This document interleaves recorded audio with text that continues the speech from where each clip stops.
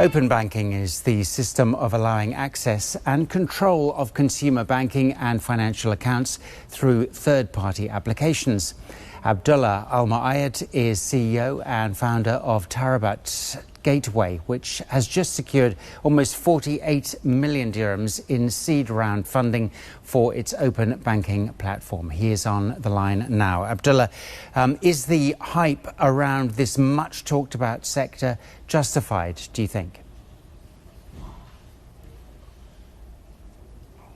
Thanks for having me, first of all. Yes, I definitely think it's justified. I think the question that we ask ourselves is the hype around FinTech justified, right? It's predominantly, if you look at financial services and where it is today, you log into your Amazon account and the first thing that pops up is the kind of books that you like to read. You log into your YouTube account and it's automatically the kind of videos that you like to watch. But the financial services world is pretty much a one-size-fits-all still, right? So why isn't it intuitive yet? The reason why is because there's a lot of underutilized data that's sitting there. For me to be able to understand Greg or Abdullah, his habits, what he likes, what he does, what he doesn't do, and be able to customize financial products on that basis.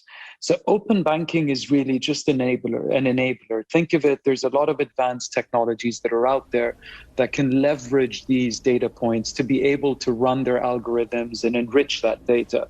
And basically, that's what it is. It's mandating and forcing the banks to open up and allow third parties that are regulated, of course, to come in and integrate and consume that data and process it and give it back to the customers in a more enriched and digestible way, which is easy for the high street person to understand. So if I asked you today, how much have you spent on groceries this month? You probably wouldn't know and be able to tell accurately.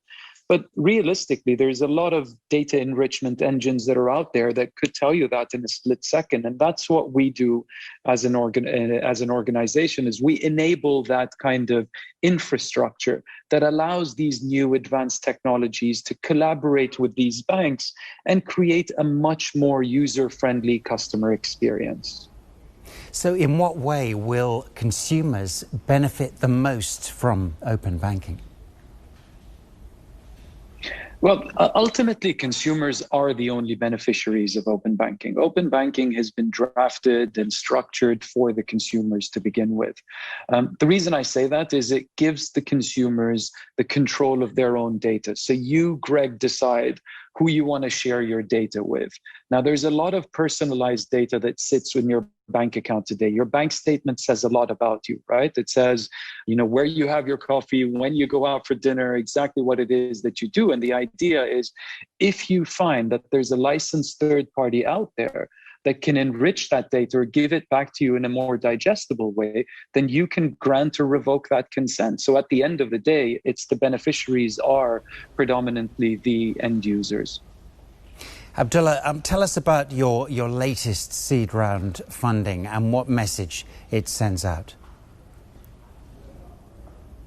Well, I think a few things. First of all, it's a testament and it's great for us internally as a team to get the verification, the validation from international tier one investors that look at us and say, we like what you're doing. You're onto something great. We want to basically join the ride.